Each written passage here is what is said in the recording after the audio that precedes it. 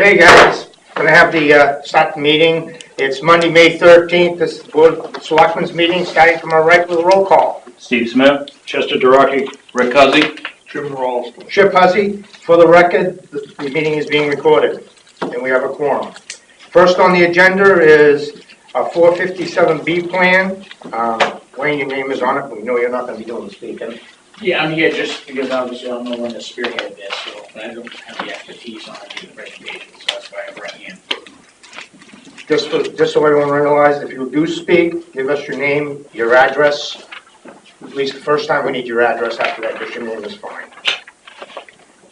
You're on. Hi, my name's Ann Murray. I'm an independent financial advisor. My office is located at 29 Lafayette Road in Northampton, New Hampshire, and I'm here to talk about the 457 plan. The town currently does not have a 457 plan available to employees. The company that I work with very closely is Security Benefit Group. My background, I do a lot of work in the school districts in New Hampshire with 403B and 457, and that also falls into the municipalities as well. So I'm a local advisor. The plan is set up so that each participant would have their own individual account, and I can be as involved as helping them set up the plan and do detailed financial planning, or just getting them enrolled in the 457 plan. I don't know if you all have familiarity with the 457. Basically, the letters, numbers are the IRS code to identify who the employer sponsor is. And 457 falls under municipalities and also for nonprofit organizations. They have the account can be set up so that you do pre-tax contributions, and or you have the ability to do post-tax or Roth contributions. I'm not sure if you want me to go into more detail or if you have any particular questions about the plan itself. Board? Probably, I was going to say, you may want to start getting in some detail, because I'm sure some people have no clue what you just said. I know what you said because I met with somebody else about the same thing. So. Okay. As I mentioned, they're all individual accounts that are set up. The structure of the platform with Security Benefit Group, there are about 13 different investment companies that are providing mutual funds, and there's about 53 different mutual fund choices that an individual can elect. The fee structure is set up that there's a 1% annual asset charge, and then there are annual operating expenses that range anywhere from probably 0.3% to 1.3%, depending on the type of fund that you elect.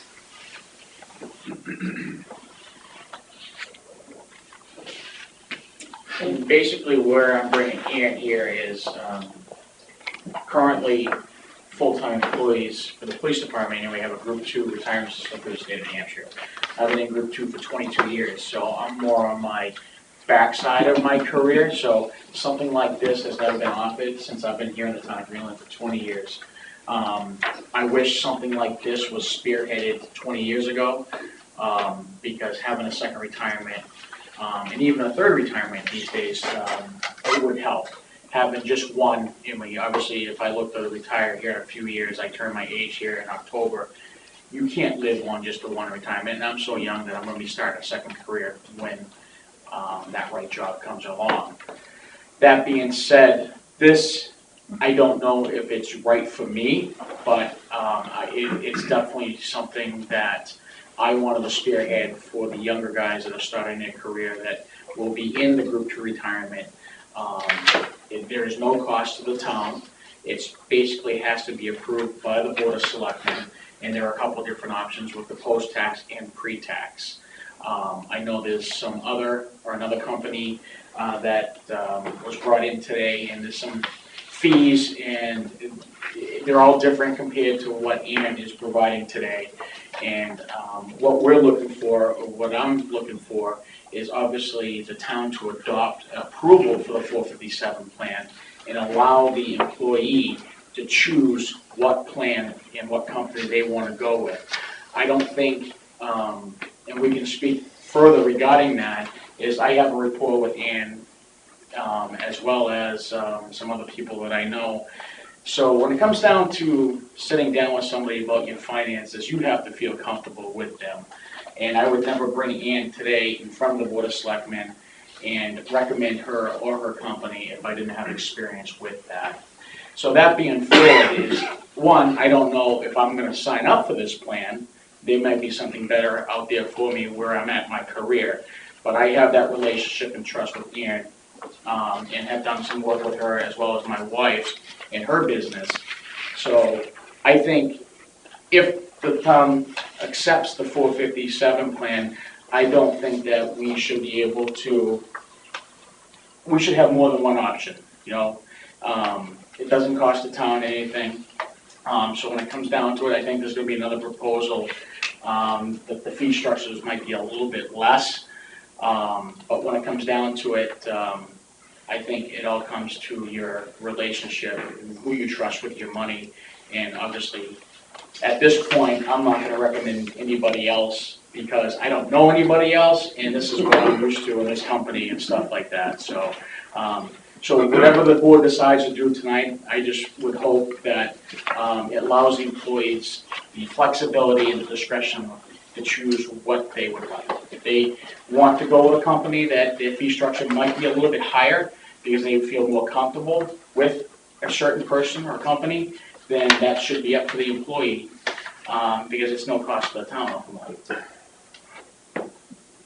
Question, if we approve this, is it basically approving any 457B, so you might take one, somebody else might take another? Is that correct? You have the ability to determine who you want to have for vendors in the plan. Well, the town of Greenland, as I read it, is not really, we're just approving that it can happen. Yes. We're not really involved in it, is that correct? Other than giving approval that it can be set up? Correct. Somebody from the town office would have to sign off on the paperwork, the plan paperwork. But other than that, the board of directors isn't involved, per se. Does your plan only allow for one vendor? That'd be a better question, I think. No, you can have multiple vendors. Okay. Yep. I think that's what you. Yeah, that's what it is. Yep. Yes, Steve. I don't know where to begin. I think I talked to Wayne a little while ago, probably a year or so ago, about the PF Pope organization we use through the City of Portsmouth Fire Department. Professional firefighters, police officers, public employees have a 457B plan through the city. And it's a very good organization. I've been paying into it for 15, 16 years now. And I think giving the municipality of the way retirement goes, like Wayne said, it's just another stepping stone. So I would be all in favor of this. I would make one recommendation, this is my personal opinion, go for the Roth. I was sold the bill of goods that by conventional IRAs, I'd be making less money in my retirement. I make about twice as much in retirement as when I was working, so now I'm paying taxes. They call that a bookie. So, just my personal opinion. Anybody else? Well, it's good to have options. Yeah. If I may, we didn't mean to confuse anyone by passing out the additional information that we received today from the state of New Hampshire's plan. So you have before you two different plans.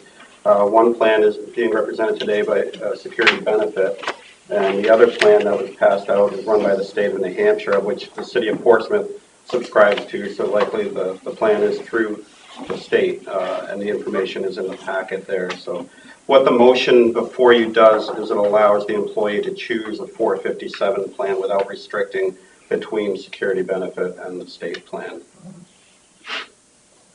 And again, there's no cost to the town.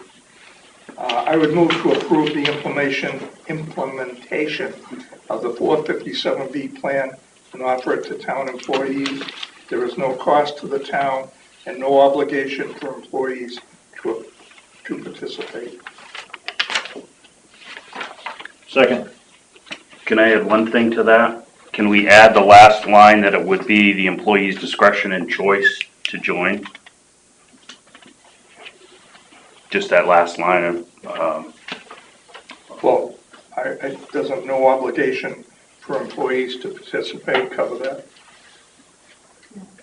It would be the employee's discretion and choice. yeah, but not really.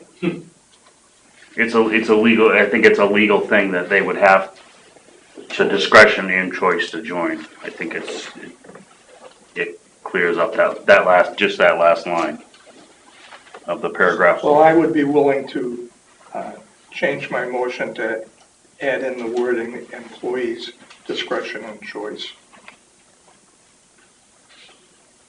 Just that, yeah. We all set with a second on that change? I second. Second? All those in favor? Aye. Unanimous. Thank you, gentlemen. Thank you. Oops. Next, we have Town Hall streaming presentation by Eric, and I'm not even going to pretend to butcher that name. That's fine. Thank you. At our last meeting, we talked about the possibility of streaming meetings live, and I reached out to Eric, and pleased to have you here today. Yeah, thanks Yeah, for, presentation thanks to the for, board. Becky. So, I'll just, what we're talking about here is putting, sort of a fixed dome camera, pretty similar to this.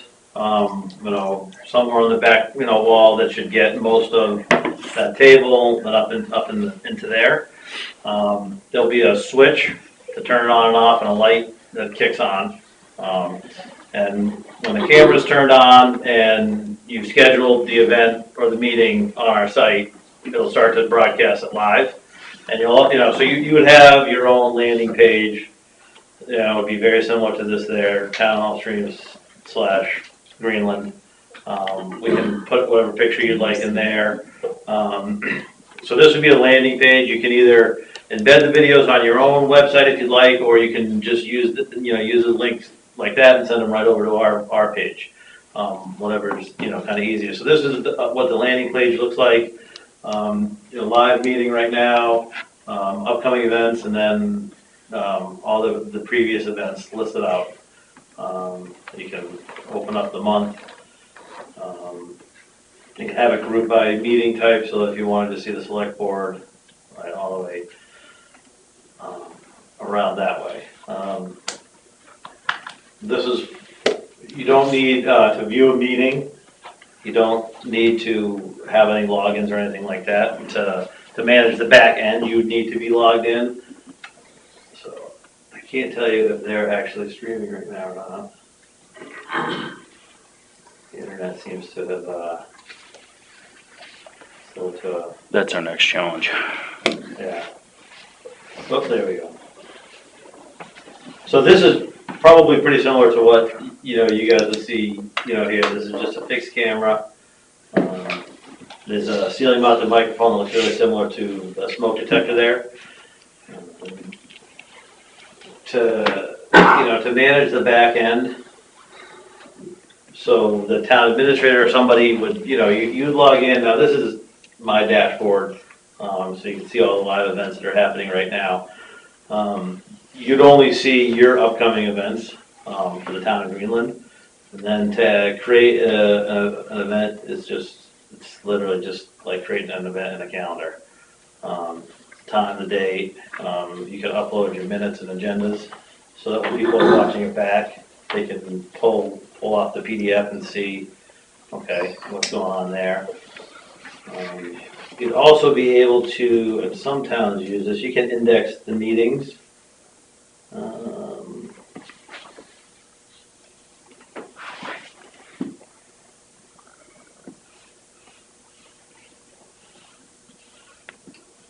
have to do a previous one, we'll see if they did this here. So in this instance, they'll index the meeting. Now I go kind of back and forth on this. It is available and there's no additional cost for it, but it is manual labor. Okay, so if you want, so now if somebody wants to see the fire company lease agreement portion of the meeting, it'll skip right to that section, right? they also have the ability to just scrub through it and find it on their own.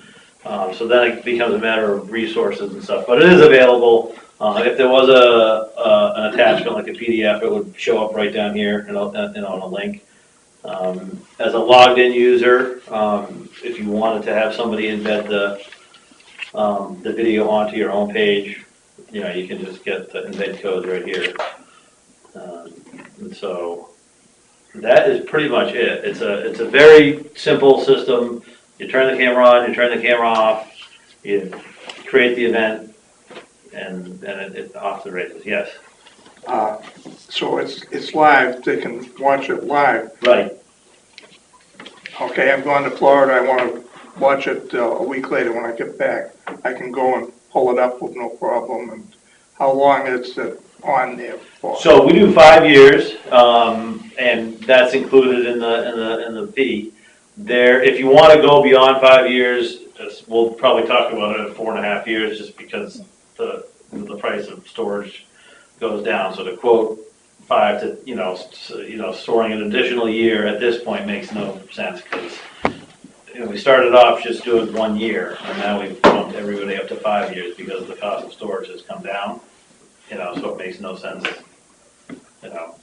But we could go infinite, I suppose infinitely. So yes, it would just be available. Now, some towns they only want to make it available for 2 years, but store for 5, so there's options that we have with that as well.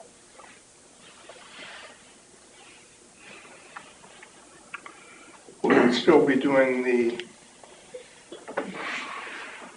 other I would think so. Yes, the idea would be, this supplemental? this is kind of supplemental, it kind of gives them, she needs to see who said something, because I didn't make them say their name.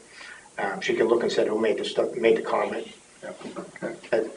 Can your site be linked to our webpage? Yes. It can be. Right. So you'll have you'll have this link up here, and it'll probably be townhallstreams.com/town/Greenland, and you can use that link and put it right on your website, and they'll jump to your landing page here. Okay. Also, it's only taking a snapshot. If an audience member speaks, it's not recording them. I mean, the audio It will would certainly take the record. audio. We do have the ability to do a picture-in-picture, so we could put another camera over there pointing out. How much is that option? That's $30 a month on top of the $250. So the standard, is $250 a month. That includes the equipment and installation. Then an additional $30 for that, but there's no cost for the equipment. And then the equipment is warranted for the life of our contract, which is month to month. So as long as we're still working together, if the camera needs to be swapped out or updated, or it gets, there's no cost, so there's no.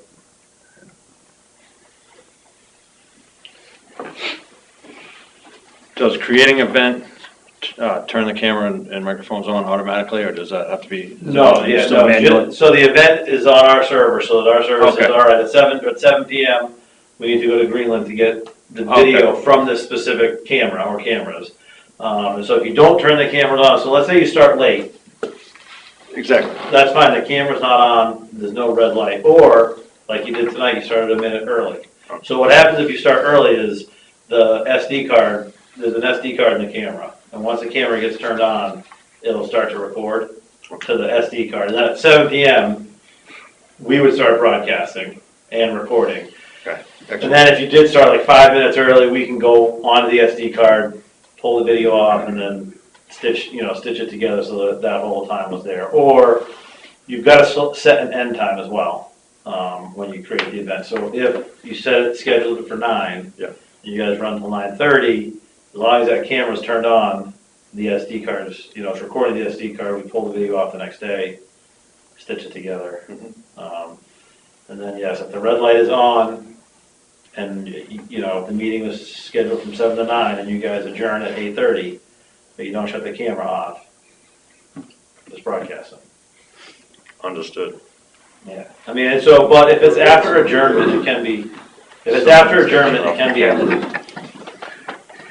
No, that makes sense. Remember to shut off the camera. It'll be, yeah, well, I tell you most likely that might happen, but there's a big red light on, well, not a big red light, there's a red light that says this is hot. Right.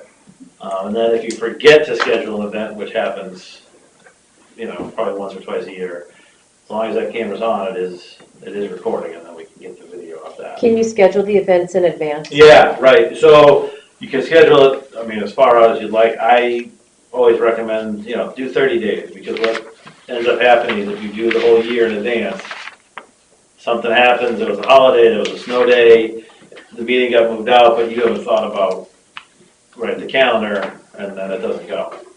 Okay. So if you do a month, you have a pretty good feel for it, but you can certainly do a year. Pretty simple. Okay. Yeah, it takes about 30 seconds to schedule the event.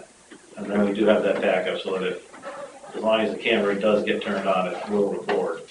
And then the next day, the summer, we Okay. download the footage off the SD cards and upload it so that it's available for on demand. The 2 cameras, the total's $33.60 per year.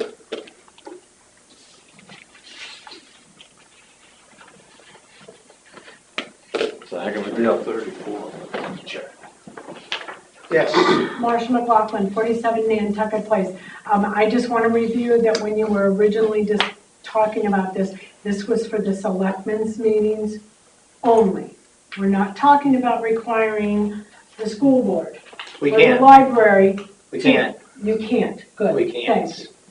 Thank you. I just They're an wanted- elected body, we can't require them to do Okay. anything. I just wanted to clarify that, because I know that was an issue in Epping when they looked at this a few years ago.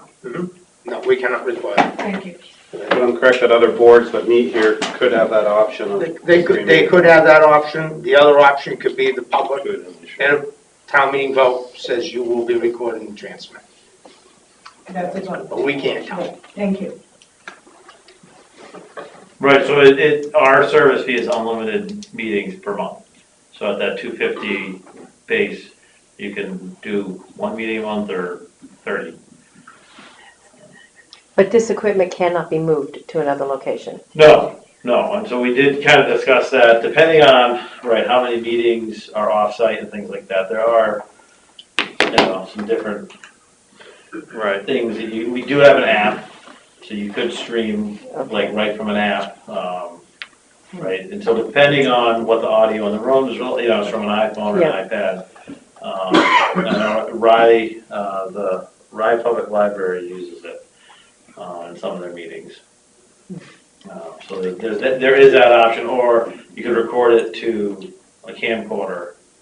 We can upload it the next day, just so that it's available on demand type of.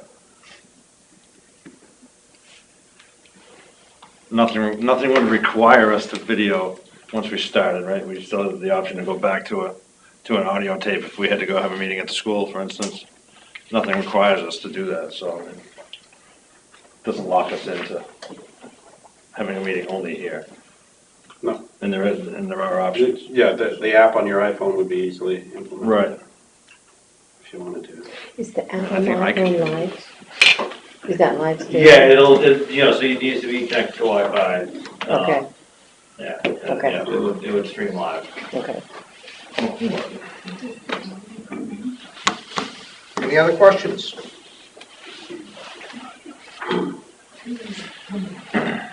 I'll move to approve the live streaming of Board of Selectmen meetings through Town Hall streams of the boards, commissions, and committees meetings. The Town Hall may or may not participate at this time.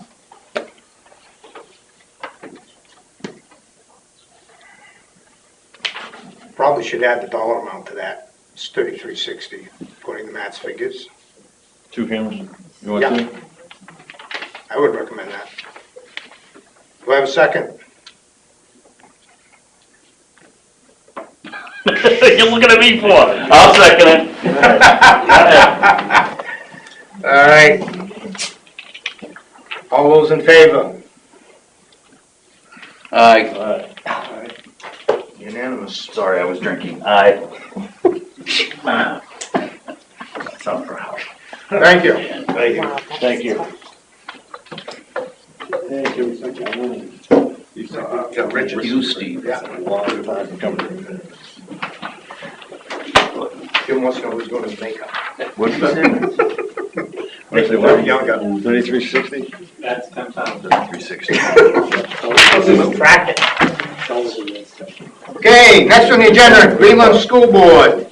I Hello. don't like to spend money, but that's a good, Just, that's a good thing. So you're gonna get in touch with Jim? Yeah. Now? Yeah. Okay. I'm Maria Emery. I'm the new chair of the school board, and John Malboni, second year on the school board. Just wanted to come and introduce ourselves to the newest members of the select board and just talk about some places where our work overlaps and just keep communication open. So that's why we're here. First, I wanted to talk about the calendar for next year. The calendar has been approved by the school board. I worked with Marge in securing or making sure that we knew the voting dates for the 1920 school year, and so school will be closed for students on election days. The teachers will still have work days during those days, as per normal, but I just wanted to let you know because I know that was a concern that you brought up last year at the school board meeting. So we plan to continue to do that year after year. So that's one thing. I do have the draft that was approved, and I can give you a copy and make sure that it gets to all the members of the board. Second thing I just want to mention is talk about another place we overlap, which is safety and security. I just want to commend the police department. Not last week, but the week before, we did have a lockdown at the school, which I'm sure most of you know about.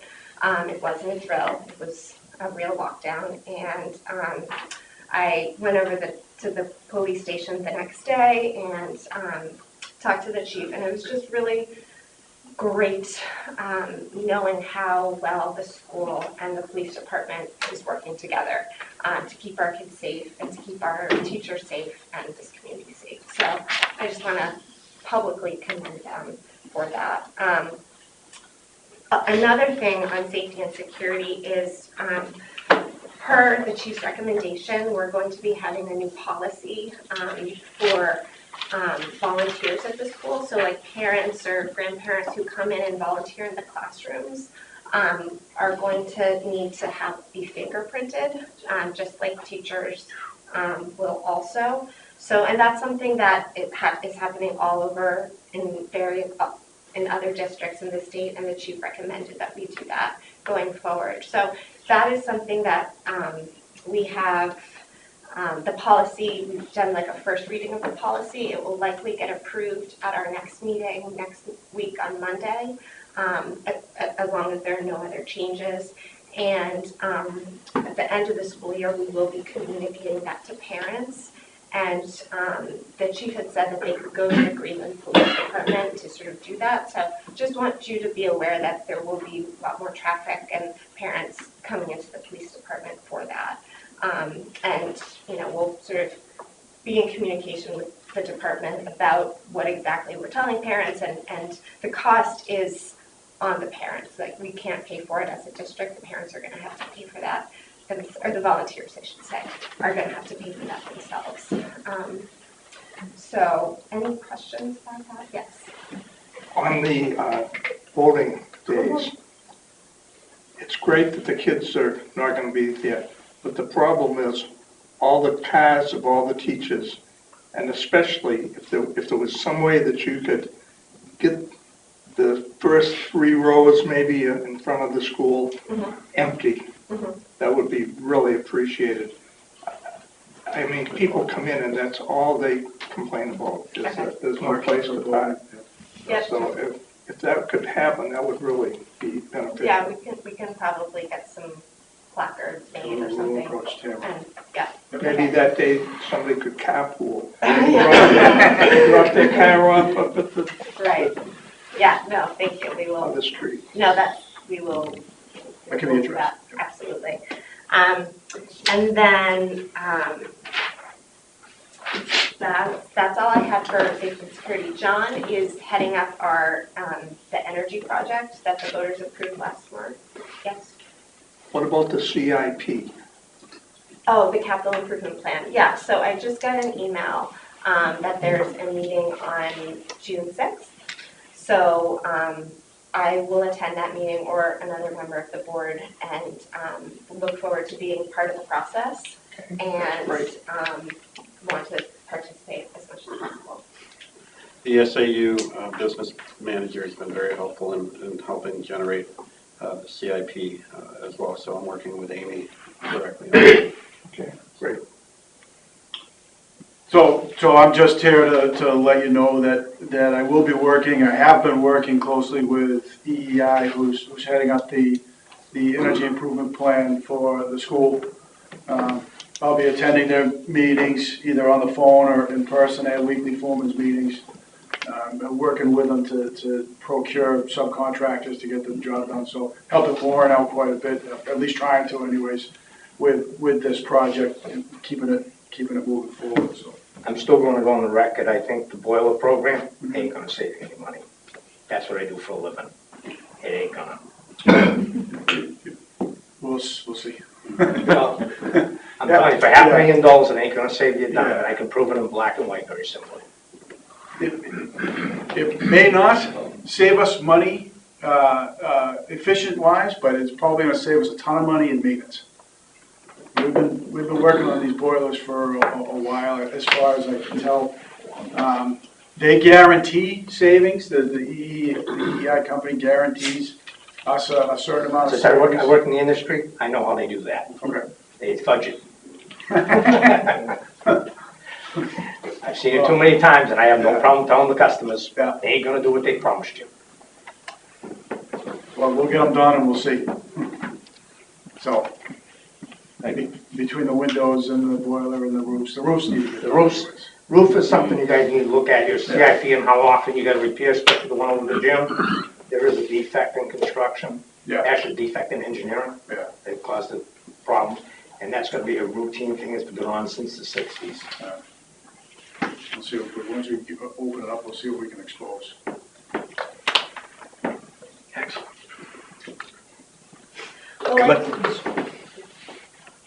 Thank you very much. Okay, thanks, that's all, thank you. And I look forward to working on the CIP and welcome you to our meetings here the third Monday of the month. Thank you. Okay, next on the agenda is approval of minutes.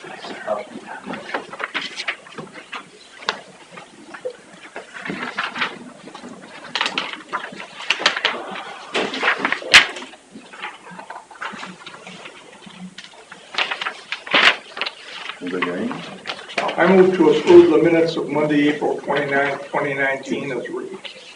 Second? I'll second. Excuse. All in favor? Aye. Okay, Coakley update.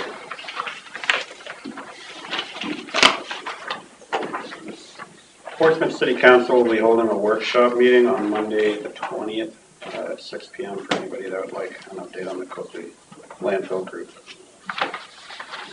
That's all I have. I will try to get to that. I have some vested interest in some other things that are going on at the city council, so I will try to get to that as well.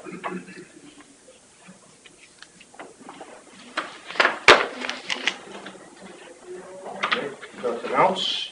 Weeks library update.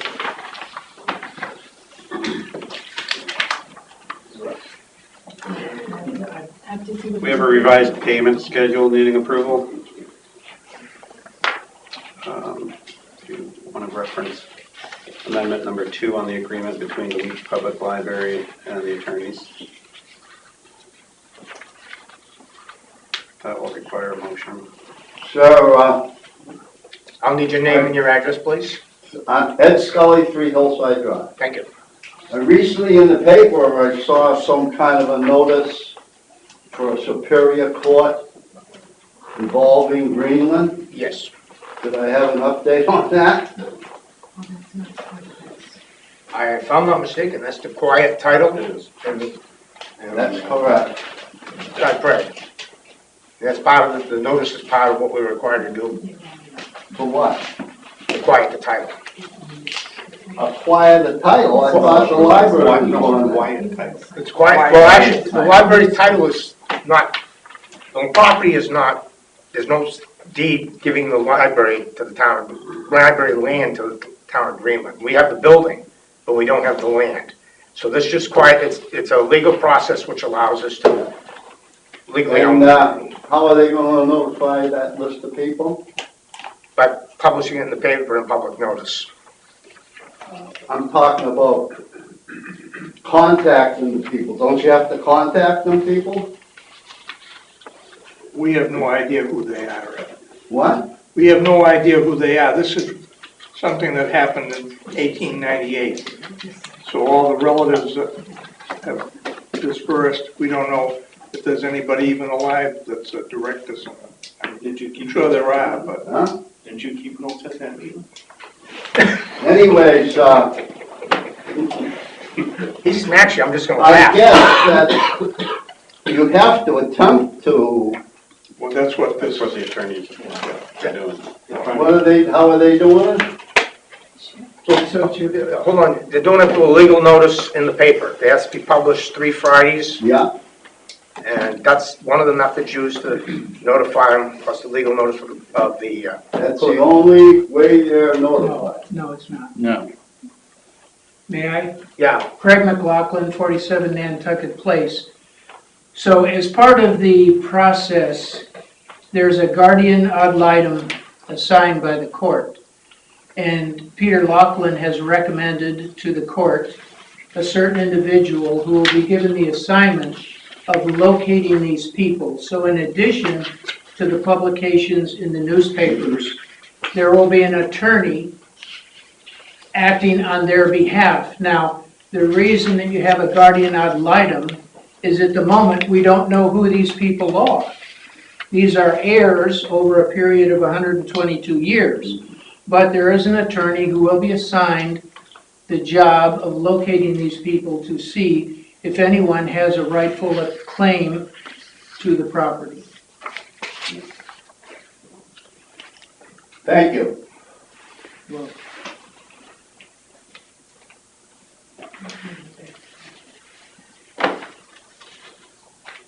looking for a motion on the contract amendment.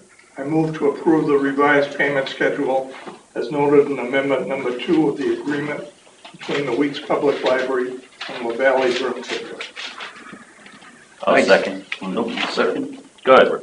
No, I second it. All in favor? Aye. Aye. Vote.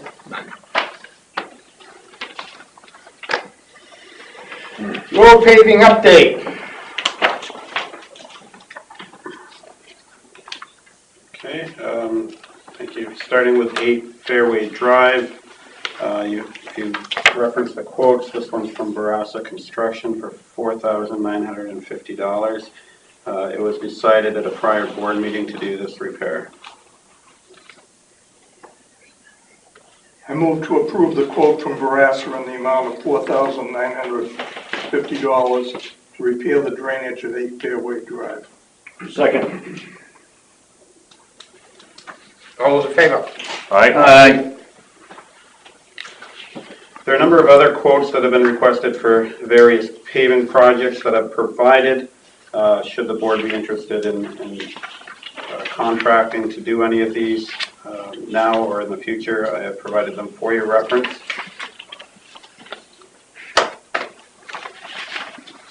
That's all. I have a question, Matt. This is on Water's Edge and extending the overlay to Carlton Drive, 10,000.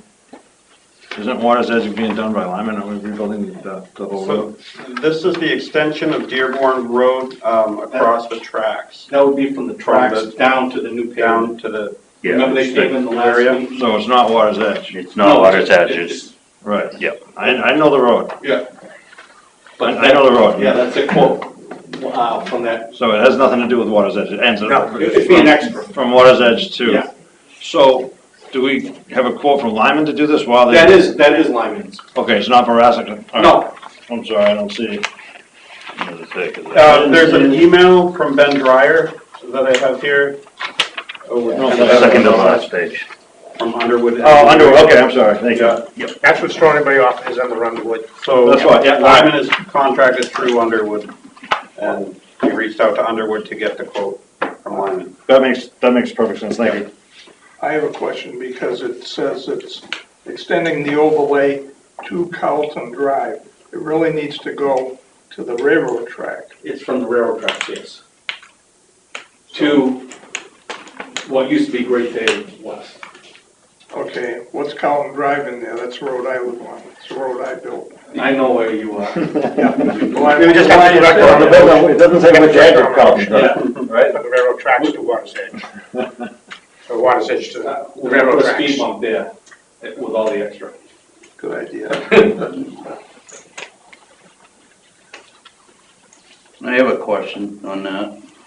Yeah, and it doesn't, it's just. So it's $10,000 quote, and we're having issues with the snow plowing issue.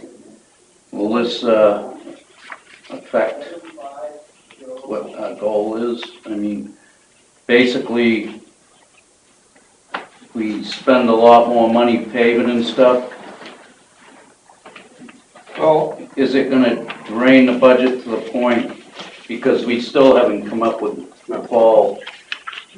No, that's why I'm recommending, I'm putting these out there for the board to look at, but not necessarily to approve tonight until we have a better feel. Okay, for our that's budget. right. But unfortunately, our finance director has been out, and I would recommend that these just be held at this time.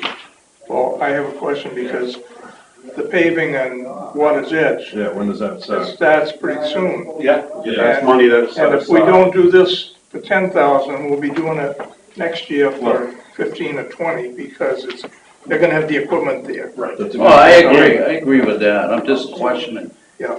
I just don't wanna put us in a Well, situation. we're gonna be in the situation anyway, so. I know, but, I'd like to say that on Water's Edge, we got grants and stuff, so the money we spent to fix an emergency, we got money back for, and we got money to build the whole road. So we should have some extra money, this was brought up by a citizen at the last meeting as well. There should be some money in the pool to take care of all of these fixes. And, Well, the dump road is also, it's gotta be fixed. I mean, that's, yeah, I see all these as they need to be Yeah. done. yeah. Do it now, or do it now. Unfortunately, the one I would. We already saved $300,000 on it. I already would say right now I'd hold off on decision on Cemetery Lane. I agree on that. Yeah, I'm fine with that. Oh, Alright, Yes. I got a question for you. So, when they gonna pave Water's Edge? That'll be after all the construction's done. Okay, well, when do you think that might Talking be? 6 weeks 6 weeks? 6 Oh, weeks. all right, from today. I would say 6 to Okay. 8 weeks tops. all right, I'm just curious, because probably, like Yeah, you it's said, gotta if be we done, got money yeah. aside, we'd probably have to Right. get it done and not worry Yeah. about it again. Well, the suggestion was made at the last meeting, since the equipment was gonna get a quote on what it would cost to do the overlay, and that's what I got you. Perfect. Paul, what's the Windsor Green one repair for $1,000? What is it? Is it That's, just saw that's cut it? it's gotta be saw cut it out, dug out, and replaced. It's just It's a patch. just a patch? It's just a patch. I got another question, Paul. right.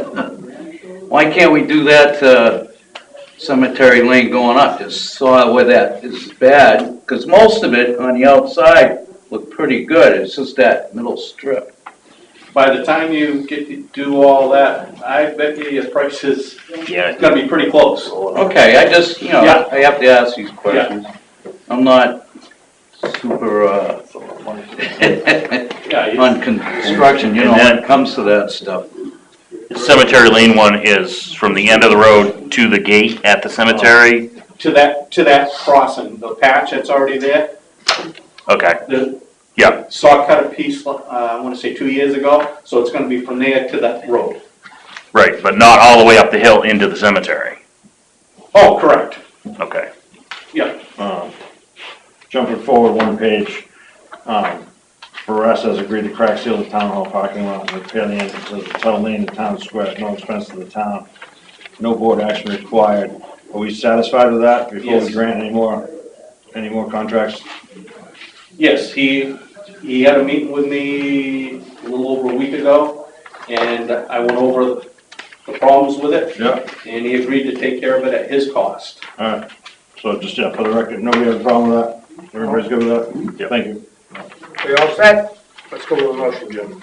I'd move that we approve the quotes for Windsor Green, the Dump Road, and Water's Edge for a total of $18,350. Second? I'll second. Any more discussion? David? Now, I believe Cemetery Lane, that price also includes the repair by Crasco Field. Removing that 100 feet, digging that out, and repaving that. So that's part of that. The Cemetery Lane? Yeah, so, isn't it, Cemetery Lane and this road? you know, the repair, Yeah. that's broken, I think that's included in that quote also. So what's the, No. dump road, 7350? Dump road, there's a separate one for the dump there road. is a separate- I didn't know yes. if you broke it up. Oh, he did break it up. Okay. Okay, that's, All those in favor? that's fine. Aye. Aye. That's in, Chester, Yes, sir. was that included in Steve, okay, thank you. this Sorry. process? I'm The sorry. repair down I'm by sorry. Crasco Field, was that included in this? I don't know. Okay, because you never mentioned it, that's why I asked. You didn't put it in there. No, Well, it's listed as the dump road, so Dump Road. I'm assuming it's the hump and the, Yeah. yeah. What is the name of that road? Town Square. Town It Square. is considered Town Square? All right. Let's square. Yeah, we're all set. All right, Maloney Field parking. Thank you. The city of Portsmouth has contacted me to discuss that they intend to purchase privately owned land that abuts the Greenland well. That's also been published in the paper today. They have hung a couple no parking signs on the telephone poles to remind people that they're not to park within a 400-foot radius of that well. Towards that end, I've contacted Consolidated Communication to see if we could obtain any used telephone poles or pole sections, and they indicated that they would be glad to provide some if we sign a liability waiver. The thought being that those poles could be used to deter parking within that radius. Is that going to take away parking that's already in use? It depends on how Potentially, it's laid out, yes, but Probably will. Because if you look at the map, their radius, the well is Actually- almost to the end of the ball field. Yeah, it's So, actually when it's- 600. So where are people gonna park? Not that it's my business, but That's a good question. The other thought was also to use the telephone poles, to try to prevent people from driving on the field. We haven't had that happen in quite some time, but, Well, they've been driving across it, no damage. yeah. There's all kinds of tire marks on it this morning. So I kind of like to shut that off too. So we gonna lay them down? Is that I don't what know, we're doing, or they? We could set them up, we can lay them down. I think they look better standing up. Oh, what would you think on that? Well, it depends on how many poles you got. Yeah, I mean, if we did it so many feet apart, a couple eye bolts, chains, yeah. and just keeps the people out from driving on there. And we do the change at a right height, the person can step over it and go through a section we leave open. we're not gonna have a problem with liability of a snowmobile taking its head off the driver. We can put up signs, no motorized vehicles. And then if they come in there, they're trespassing.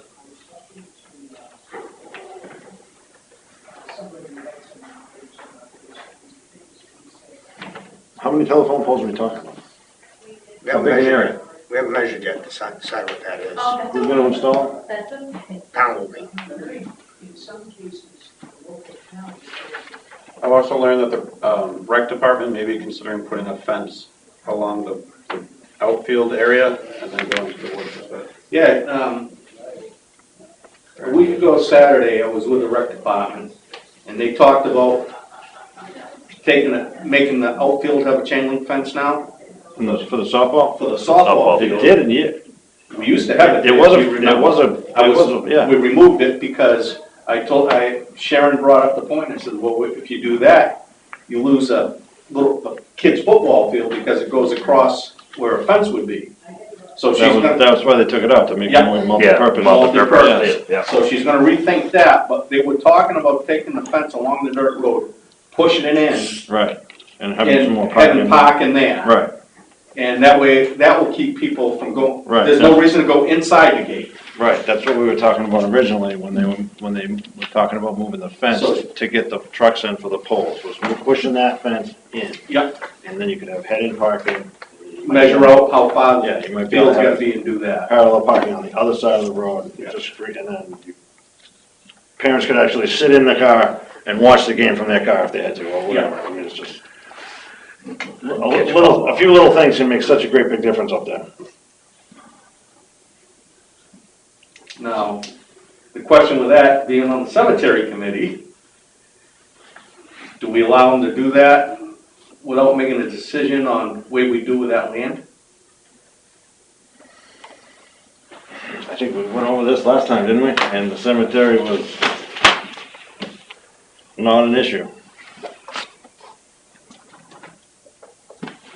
Well, again, going back to that original, if you look at the warrant, Right. the cemetery land needs to be at some point approved by the town and Right, purchased by the that's town. what I said last As a time. condition of turning that land over to the rec department. As a board, Hasn't kind been of walked over for that. 10 years.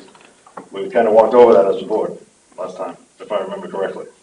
There was no vote. There was Well, no actually, vote, that's and I the asked. fall on the cemetery trustees, because they're an elected board, they have to make the recommendation on properties that they want to own and take care of. Well, The requirement was for the town, so Yeah, That town pays for the it. town would have to Right. purchase the land. before that is used for anything else, right? I mean, I'd have to have it in front of me to read it again exactly. Yep. Word for word, but I just wanna make sure nobody gets in trouble here.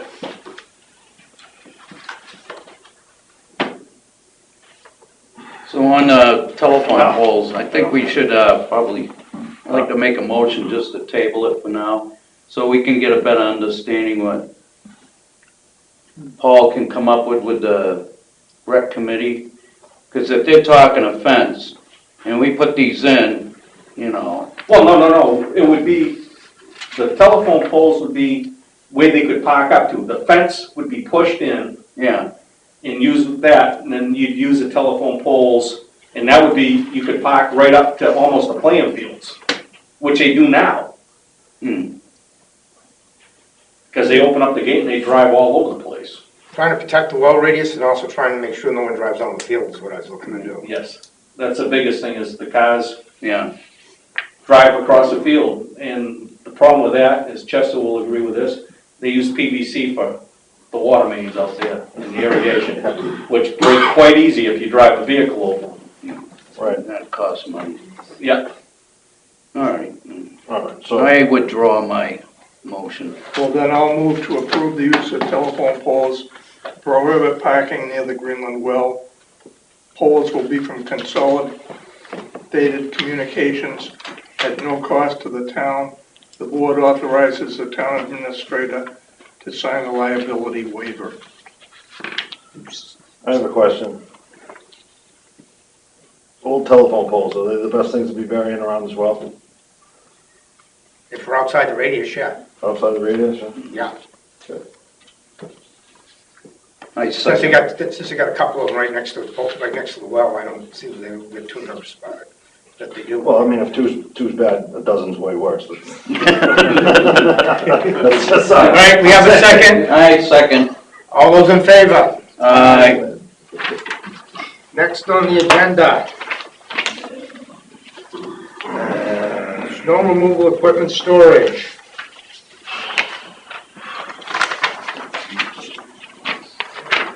There are several pieces of snow removal equipment that remain on town property.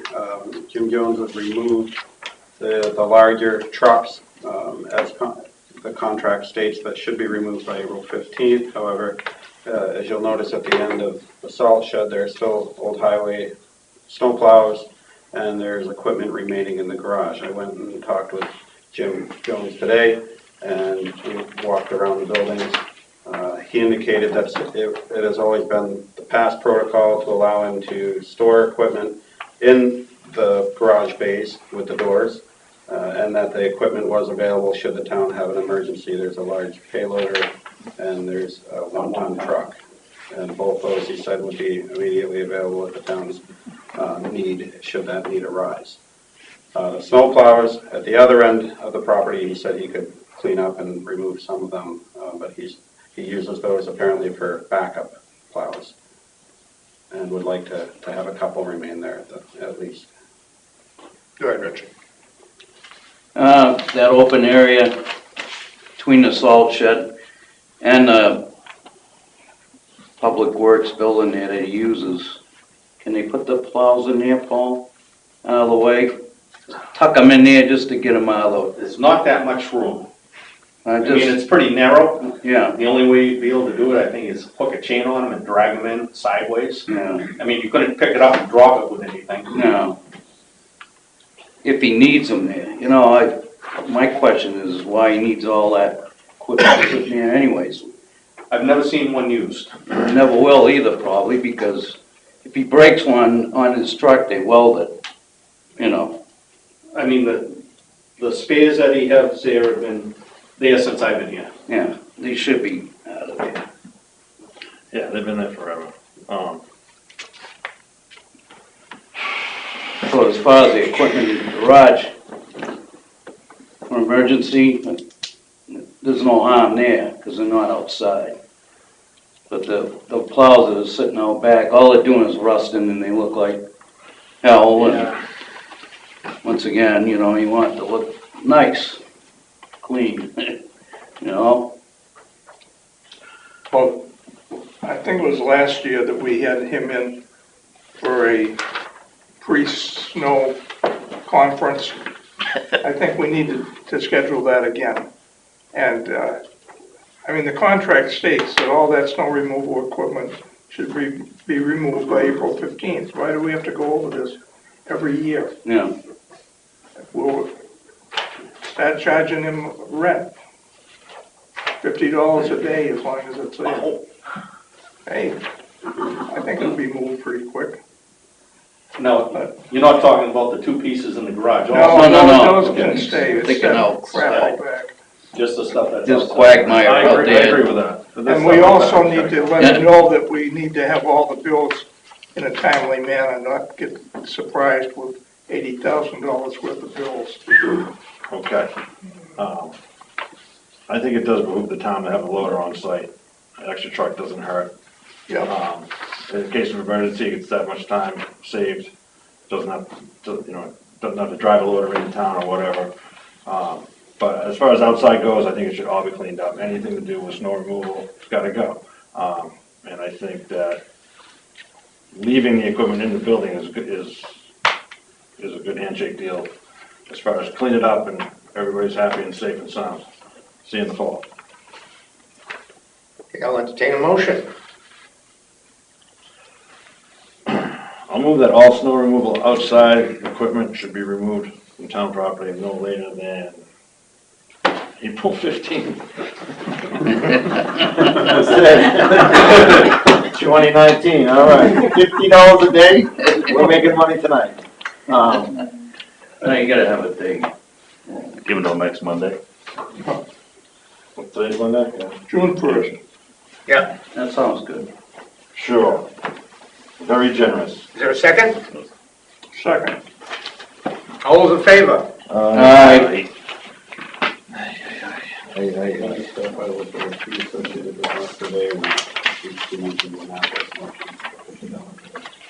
That part of the motion, or was he? That wasn't part of the motion. All right. But we may want to look at that when we meet. Okay. After June 1st, it'll start to be $50 a day. That might be the way to go. Oh, no. That wasn't part of your motion. No. We'll all be shoveling that $50. Okay, let's get along with other road business. Any other old business, anybody? Not at this time, sir. Just a question. The internet, how are we doing with Comcast on that? Yeah, so We were not able to negotiate any lower fees. I contacted them. However, this is, the fees that they quoted, they said were reduced already because we're a municipality. So we've just been trying to schedule it. Okay. Now. All right, nobody else? Approval of temporary storage container. Thank you. Stu Jerome is requesting approval for a temporary storage container on his property at 57 Barton Lane, 4 to 6 months out of residence being built. It's not visible from the road, and according to our zoning regulations, Article 3.7.5, this would allow temporary storage containers with the permission of the board for construction or bona fide emergency for a period of up to 1 year. I move to approve the permit for a temporary storage container at 57 Baden Lane for a period of 6 months. I second. All in favor? Aye. Hiring a seasonal help. Thank you. I believe we're up to about 14 applications right now for seasonal help for Paul. A number of people would be able to start immediately, and I talked with Paul and would like to proceed with interviewing and hiring.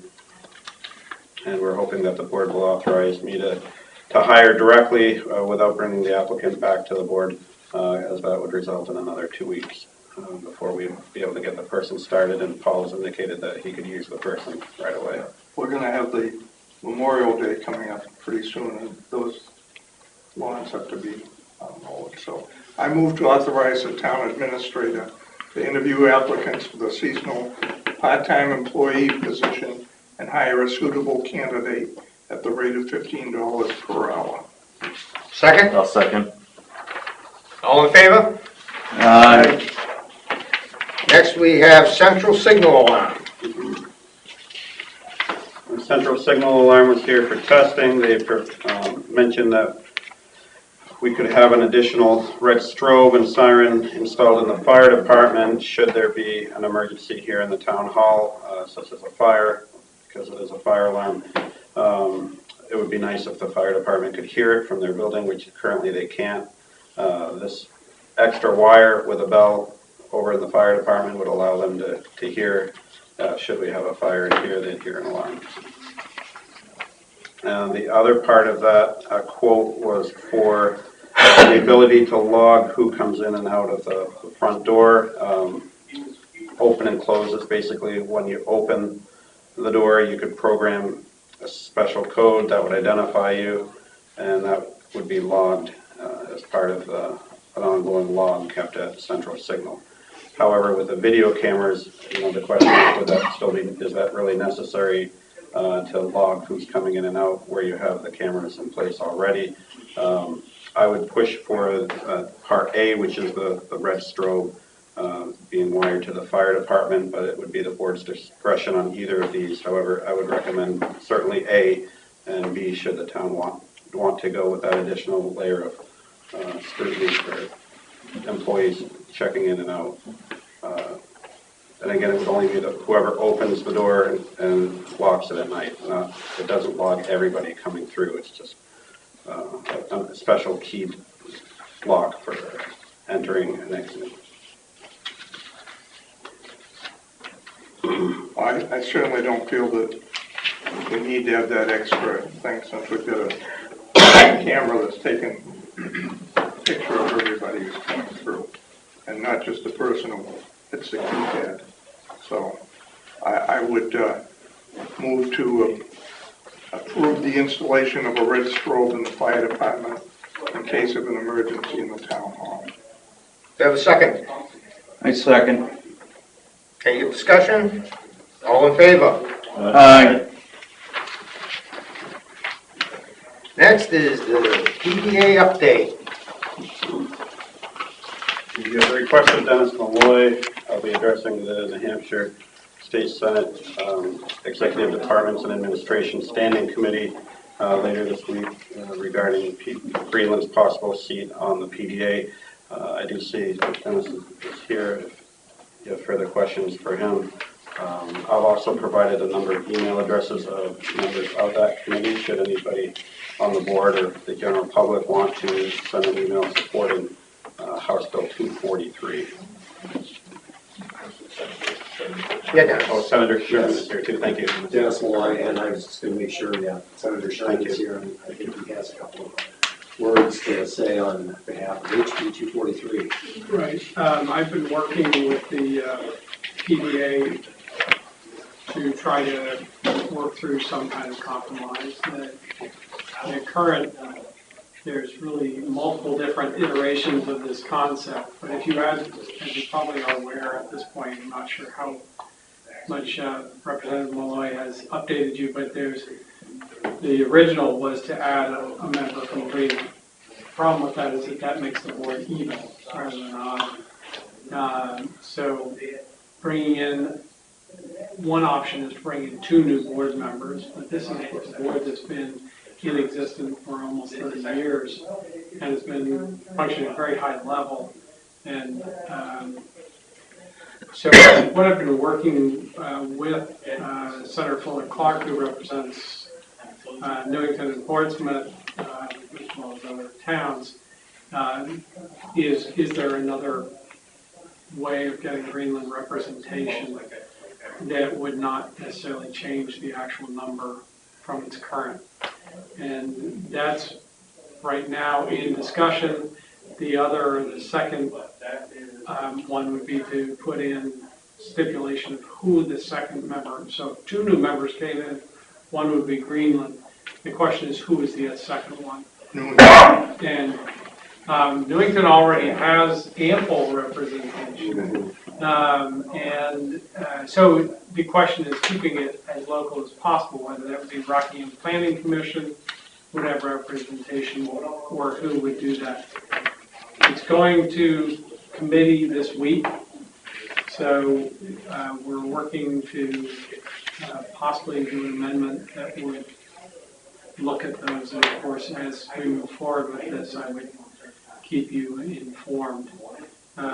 There has been, as you know, some pushback on this, which is fairly considerable, and that's that while being in butter has a much smaller actual land within Pease. In fact, I think it's just 2 parts of the golf course.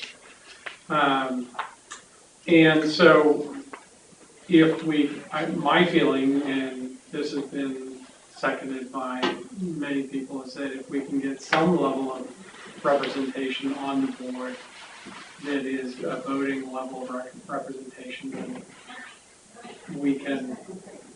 Greenland can at least have a voice, but also be able to react more nimbly to changes that are occurring there rather than hearing about them later. I would recommend the idea in the near future of getting somebody over to the meetings, because one of the comments that I've heard, these meetings are public and they're open, and Greenland has never shown up according to the people who keep the roll call, who know who's showing up. So I think it would be a smart move on an unelected basis to have somebody attending those meetings so that Greenland is showing showing that they are concerned and interested in being a part of the discussion. And the other component of this is I've been working with Commissioner Shaheen and really pushing for getting Greenland on the map for Route 33. As you may be aware, it is not even in the capital budget, it's not on the 10-year plan, it's not anywhere. It does not exist, and if you don't exist at any of those levels, it's not a priority. So I've met with the Commissioner of Transportation at least twice about this. I've talked to the Rockingham Planning Commission. I think the board needs to formally reach out to the RPC and make sure that they know that this is a concern. The first step, which we might be able to get into the capital budget, is the study phase, which is to understand all the problems. Of course, they're not going to come in with a remediation until they've done the study phase. And my issue, and I assume it's the same as yours, the number one is safety and making sure that residents who are riding their bikes or walking along 33 are safe, especially as we see more and more traffic along there. So I'm all ears. I'd love to hear feedback and be able to take that back to the Senate. I'll be there along with Dennis. Representative Maloney. Tom is funny. We're all friends here. But I really, I do want to represent your views in all these discussions and keep you in the loop. So that's where we are right now. But certainly if you have any feedback or want me to be doing something differently or representing Greenland in a different way, please let me know. I'd just like to say one thing. I don't think 33 will ever see my lifetime, to be honest with you. I'm a realist. When I was talking to them that day we had our meeting, I was talking to the governor's representative, and he kind of said, "You're probably pretty right on that statement." I'd be very happy to see somehow the state open up the George Bush highways to put traffic on north and south on 95 so they don't have to use Route 33 to get to the on-ramps. I think that would make a big difference in traffic. So where would that be? If you're familiar with the base, when you come up Grafton, you take a right by the community college. Yeah. There's that bridge that's closed, that roadway that's always closed there. That was put in so George Bush could skip off of Kennybunk. Nice. So all I have to do is put an on-ramp on the 16 on-ramp to 95, and that'll get you south, and then use the circle to get in north, go to Maine. And I think that would take a lot of headaches out of that intersection right there, Grafton and 33. And unless they're stupid, they'll stay on 95 rather than get back on 33. Right, and my understanding is that some of the traffic through here, or a significant amount, is avoiding the toll. Oh, it is. Oh, yeah. And it's certainly not shorter time-wise to get there. No, and it's avoiding the tolls. It's also because of 16 still being a mess. Right. Because if you go up on the 108, especially in the evening, you'll see the Singing Bridge is backed up. Right. So, but that'd be I think would take a lot of pressure off 33.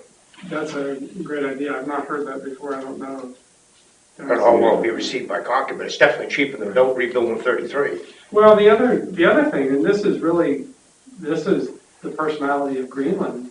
Do you really want a highway running through there? Do you really want 4 lanes? Do you want to widen the bridge and have traffic flowing at a rate that is not impeded? To me, I live in Rye. Well, I don't want to speak for Greenland, but this is a small town. And right now, what my experience, or what I've heard, talking to a lot of people from Greenland, is 33 is a parking lot twice a day, and it decompresses down Post Road. And then all the little roads, people hit ways and they find whichever is fastest. So if there's a way to get people up on the highway is, hopefully in our lifetime we'll see 16 open fully. But 2030. But, these are all things that I think it would be helpful. I've tried to separate, and Dennis knows this, I've tried to separate the idea of you having representation on the PDA board from the issues of Route 33, because I don't think it's helpful to link them. I think you need to have representation to have representation. You're in a butter. You have a right to some level of representation. But, so I've been focusing on the 33 issue with the commissioner, with the RPC. But I also think that might be an interesting idea that has not really been considered. So I'll pursue that. Okay. Am I correct, if I can just ask? Do you all envision 33 being a full up to speed? No. Yeah, that's. I'll be I think it's inevitable. I think it's inevitable. It was when I got here, when I was a kid, it was 2 lanes. There was a couple lights, that's it. There wasn't any turning lanes, there wasn't anything. It went to 2 lanes after the Sunoco station maybe, racing to get to school in the morning. So, I mean, progression is progression, and it's coming no matter what you do. Sooner or later, it's gonna come. So, if we're gridlocked twice a day, then emergency services can't provide the services that they're supposed to. So it goes back to safety, like you said earlier. So, I mean, to that point, it's inevitable, you have to. If the police and fire if you can't get an ambulance through town to get to the Portsmouth Hospital or Exeter Hospital the other way, what good is a nice little town? I mean, that's blunt, I understand, but it's inevitable. I got another thing, Jeff, if I could speak. Yeah, go ahead. About adding another lane going into Pease at the 33 entrance somehow. Could that be possible, I or mean, having 2 left Yeah, lanes. having 2 going in. two lanes going in? In the morning, it's tough because it turns into a cluster of cars and nothing's moving, and they're backed up where the cars are coming off the highway, and, you know, I just see a possible accidents there occurring. Right. Where you maybe open up the 2 lanes going in off of 33-2 for the morning traffic. During the evening, people do different things. I've seen it backed up at times by Suds and Soda out here, and other times I haven't. But going in the morning, it's always that way, you know, because they backed up past my house, and I'm on the Greenland Stratum line. I remember it. Nice check. Yeah. With that said, it's enforcement, the exit, but leaving at night, there's 1 right-hand turning lane to get out of Pease. So you need 2 going 33 west, you need 2 going 95 south, you need 1 going 95 north, or even 2 going 95 north or into Portsmouth. So you have a left-hand lane and a right-hand lane. It's just not enough to handle that flow, which backs up into the base, and it just, I mean, it's the bay. Great Bay causes this traffic because there's only a couple ways around it. So you have to alleviate that with enough space on the roads that we have. We could do what Boston did. Does that put a railroad in? Fill it in. Oh, filling it in. I didn't say. So, yeah, the Senate hearing is Thursday at 9:45 in the Legislative Office Building. I think it's room 101.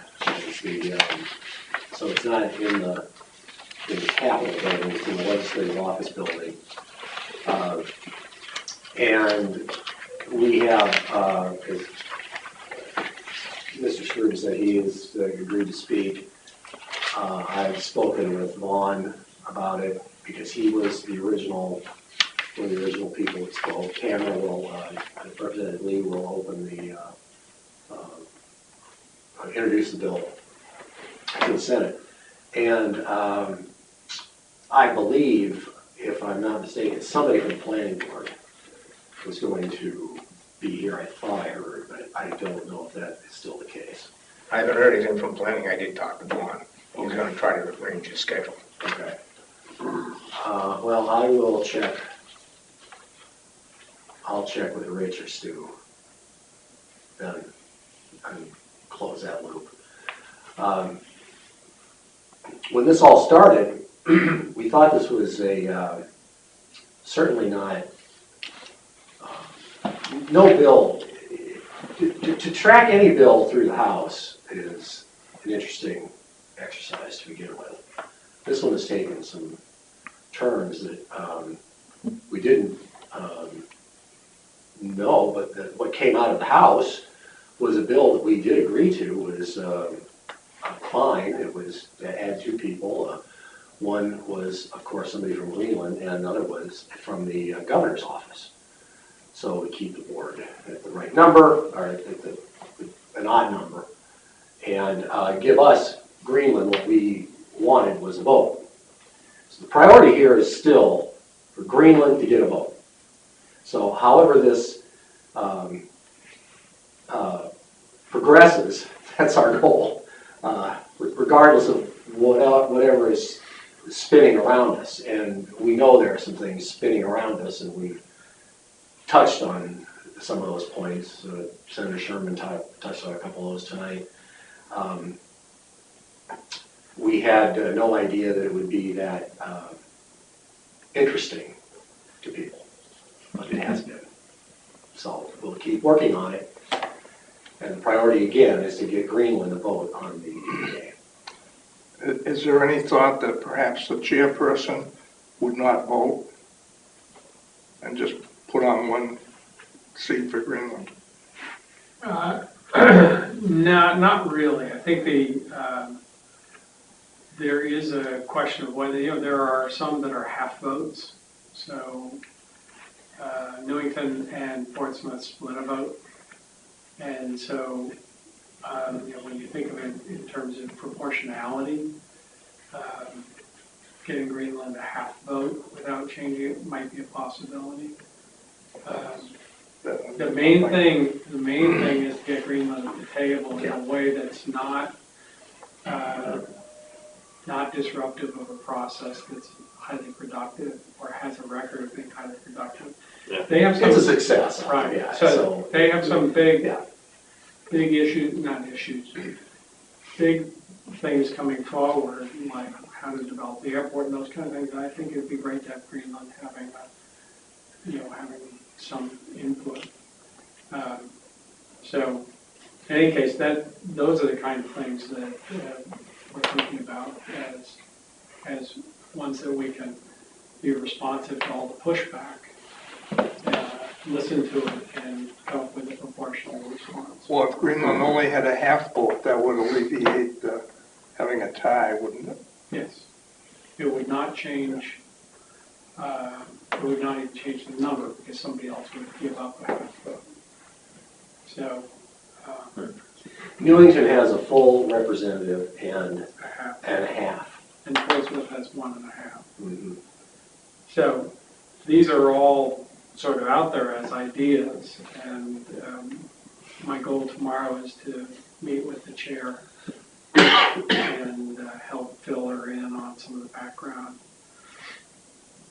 So, I'm very optimistic we'll be successful. It's a question of in what form will it take. It's been fascinating. Never thought we'd stir the pot. Yeah, we really did. Yeah, so good. That's okay. Good. That's okay. They know we exist. Good. Thank you. Greenland is well on the map. Yeah. In case you were wondering. We're not a dot. Nope. Thank you. Thank you. Thanks. Could I add one thing on Coakley? I wasn't here. I was talking to Northampton before I came. Was that okay? Yep, go right ahead. I just wanted to let you know I'm working on trying to get us involved in looking for funding. I don't know if you remember, but when I was here before, I talked about how I don't believe taxpayers should be liable for this, whether it's bringing municipal water in or whatever the remediation is. So I've been working pretty hard with the Attorney General's office and with trying to move forward the notion of seeking outside damages similar to the MTBE and tobacco settlements. We've just had, just so you know you're not alone, Stratham, East Kingston, and Brentwood all have new detects of PFAS. This is going to be a statewide issue, and if this stuff doesn't go away, we have bills right now. One of them, I'm prime sponsor to get a handle on firefighting foam. Really sharply curtail its use. Make sure if it is used that it's cleaned up afterwards. Like a hazmat spill, it'd be that level of cleanup. And those things are moving forward. But the state, there is no way the state of New Hampshire can afford this cleanup, in my mind. So I'm pushing as hard as I can to get us moving in the direction of trying to seek damages from responsible parties that are outside the state. People who profited from these materials knowing that they were toxic. And other states have been successful with that. Minnesota won an $880 million environmental contamination suit against 3M. We could do a lot with $880 million. We're a little smaller than Minnesota, but so it's this is sort of pushing really, really hard because the last thing on Coakley, and this dovetails, Rennie Cushing, Representative Cushing's bill, are you on that? Yeah, I'm on it. Yeah. That has been heard, and the executive session will likely be not this week, the week after, and really pushing for that bill to move forward so that DES would be compelling cleanup. Unfortunately, as you can imagine, the pushback is massive. The idea of turning it into yet another study committee, although we already have 4 commissions working on this, but pushing really hard on all these fronts to get Coakley cleaned up, to get outside money to help so that taxpayers aren't on the hook for municipal water and do it for it. I was just made vice chair of the Drinking Water Advisory Council. So, if we do come down to the point where we have to do something and we are on our own, and Greenland's on its own, you're not on your own. We have MTBE money and we'll have the ability to apply for that grant. Thank you. Thank you. Thanks, guys. Yep. You know where to reach me. All right, now for a little more fun.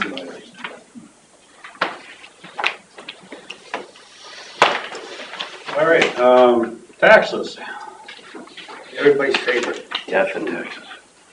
Our town clerk provided this today, so I apologize for not being in the packet. She was working even on Saturday trying to prepare this, so we weren't certain if it would be ready or not for this meeting, but here you have it.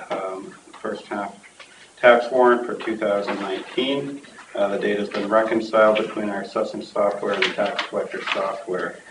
Current tax rate is $15.79, and this is based on that estimate, so I just need a motion to get that ball rolling in the town clerk's office for her to start issuing the tax bills. I will make the motion to approve the 2019 first half tax warrant and the amounts.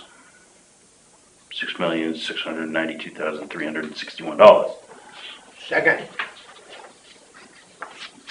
Second. No, we really don't want to, all in favor? Aye. So I'm going to be passing this around, if you'd all please sign it. I gotta run to little boy's phone. I'll give it to Marge.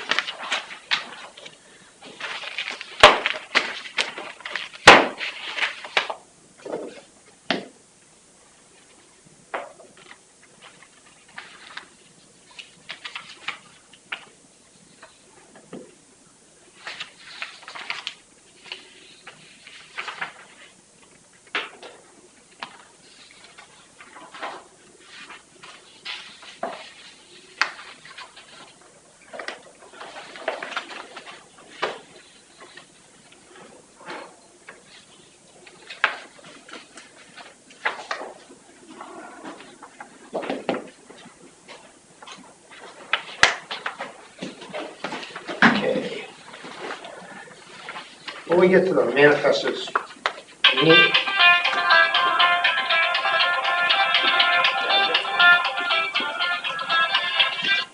yeah, I'll give you a call right back. Okay, me and Matt talked about taking down these maps, because most of them are upwards 10 years old, and storing them over here. Just kind of clean it up when we start broadcasting. I want to run it by the board. Yeah, Planning board still uses those. when they get them out of there. They're 10 years old. Can I ask this question? Can't they just have the maps there and that'll be fine, but behind us, get rid of them? Could they work that way? Check with Mark's here Thursday, right? Yep. Have him check with him and see what he thinks are important to keep.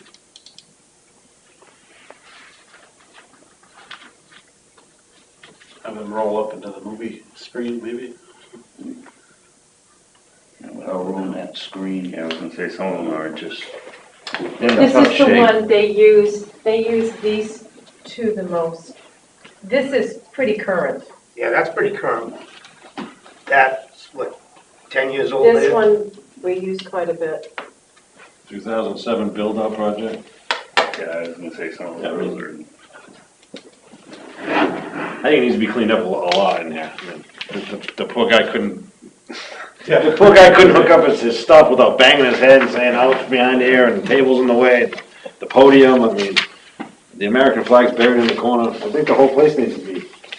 Have you looked over Put the here? flag back. I mean, you wanna keep going, the whole building's a sham, every building the town owns is a shambles, it's all falling apart. Behind us again. Get a maintenance guy in here to fix it up. All right, moving along to the manifests. I like it. Lovely. Okay, we're looking for a motion for the payroll of $58,862.58.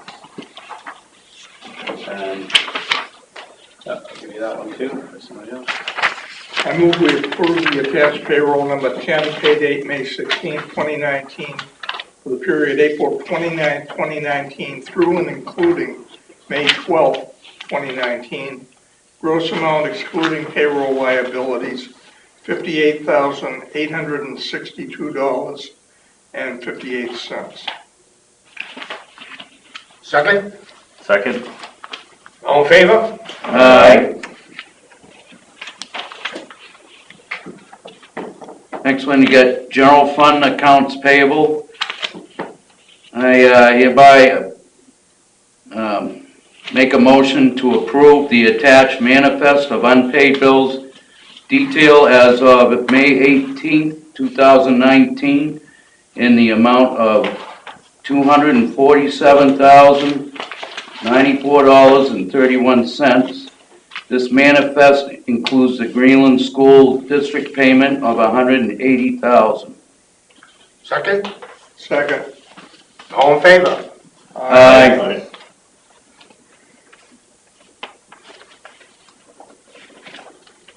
Anything else, people?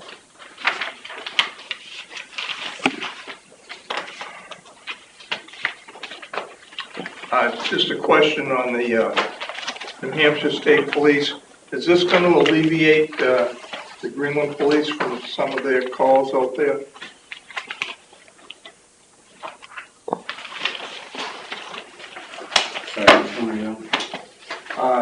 State Police, Okay. ESC acceptance letter. Will this cut back any of the calls that Greenland is responding to? That's a good question. I can check with Tara, I'm not sure on the answer. Okay. I don't think, I think it's more of a 911 thing as to the districts the state police respond to, but I don't think it's gonna change response protocols, but that's pretty. So is your question whether the calls will go to, less calls will go to our dispatch or the state? Right, if it's gonna go directly to the state police, I would assume they'd be the one responding. Maybe I'm wrong. Okay. happens once or twice before. Well, this one, if you, says in here, E911 is making a few changes in order to increase efficiency with their dispatch, and to that end, they would like to be able to route all 911 calls from motorists on I-95 directly to the state police instead of through Rockingham dispatch. Right. So, I think this is What they're trying to do is cut down on the number of duplicate calls they get. We have an issue with the fire department of Portsmouth, we get duplicate calls. Anything on the highway, it goes to state police automatically first, but then it also goes to Rockingham Dispatch, where they're dispatching, various towns and police departments. So they might dispatch Greenland, Portsmouth, and Newington for anything on the highway, and this is trying to cut down on that duplication of problems. And getting them, whatever cell towers closer to the call. Okay. And are we going to add the public comment thing on the next meeting's agenda? It's under the FYI section currently, so Yeah. It said we wouldn't have enough time tonight. it's up at, we can push it to the next meeting if you'd like, certainly. Yeah, I just didn't want it to No. get completely lost. No. Yeah, let's go next meeting. Yeah, that'd be great. Thank you, Steve. Thank you. Okay, I just wanted to make one statement, just to remind board members that we can't act on our own. That if a policy or situation action you disagree with must be brought to the board before action can be taken. In the appropriate method, either a public or non-public session. And I'm waiting for a motion for adjournment unless somebody else got something they want to say. Move to adjourn. Second? Second? All in favor? Aye. Good night. Good night, Dick. Good night, Ray.